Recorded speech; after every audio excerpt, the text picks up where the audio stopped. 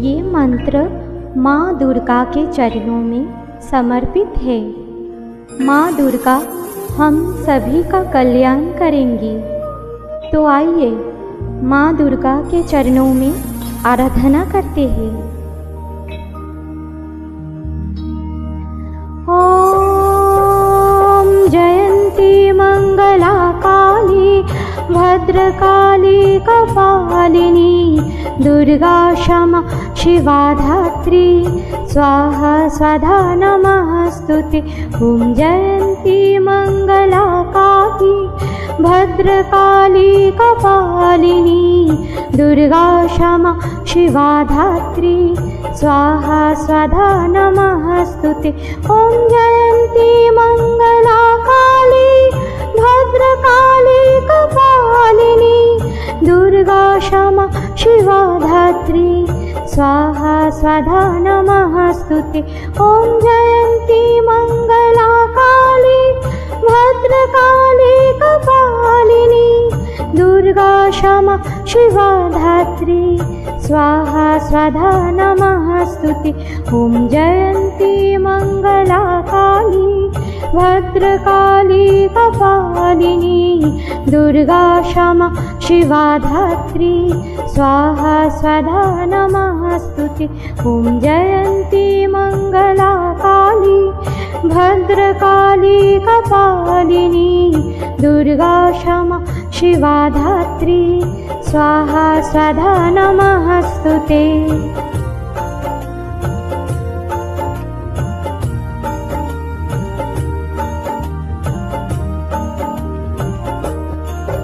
ओम जयंती मंगला काली भद्रकाली कपालिनी दुर्गा क्षमा शिवा धात्री स्वाहा स्वधा नमस्तुते।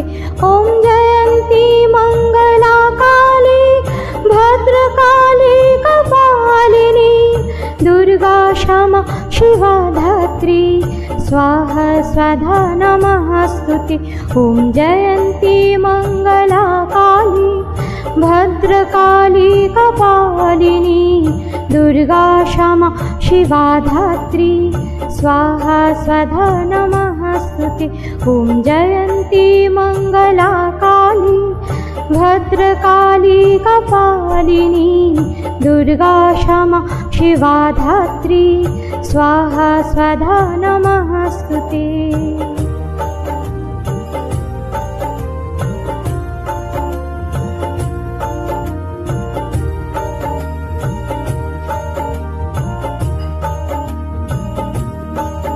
ओम जयंती मंगला काली भद्रकाली कपालिनी दुर्गा क्षमा शिवा धात्री स्वाहा स्वधा नमस्तुते। ओम जयंती मंगला काली भद्रकाली कपालिनी दुर्गा क्षमा शिवा धात्री स्वाहा स्वधा नमस्तुते। ओम जयंती मंगला काली भद्रकाली कपालिनी दुर्गा क्षमा शिवा धात्री स्वाहा स्वधा नमस्तुते। ओम जयंती मंगला काली भद्रकाली कपालिनी दुर्गा क्षमा शिवा धात्री स्वाहा स्वधा नमस्तुते।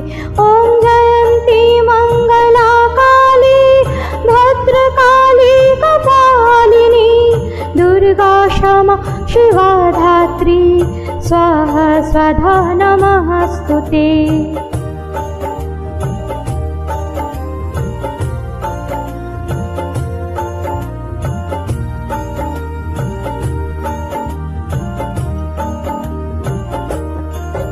ओम जयंती मंगला काली भद्रकाली कपालिनी दुर्गा क्षमा शिवा धात्री स्वाहा स्वधा नमस्तुते।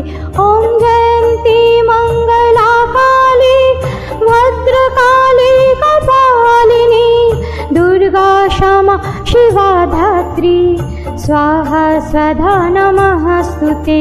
ॐ जयन्ती मङ्गला काली भद्रकाली कपालिनी दुर्गा क्षमा शिवा धात्री स्वाहा स्वधा नमस्तु ते।